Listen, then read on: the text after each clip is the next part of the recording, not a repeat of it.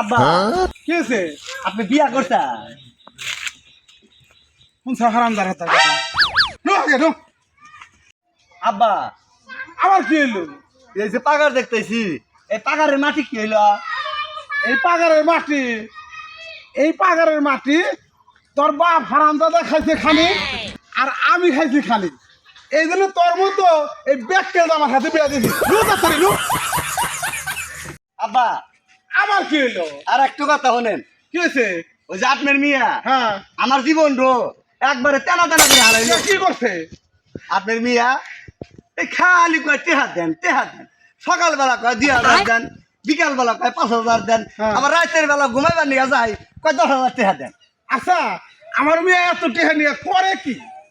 আরে কি করে টেহা দিছি নাকি আমি?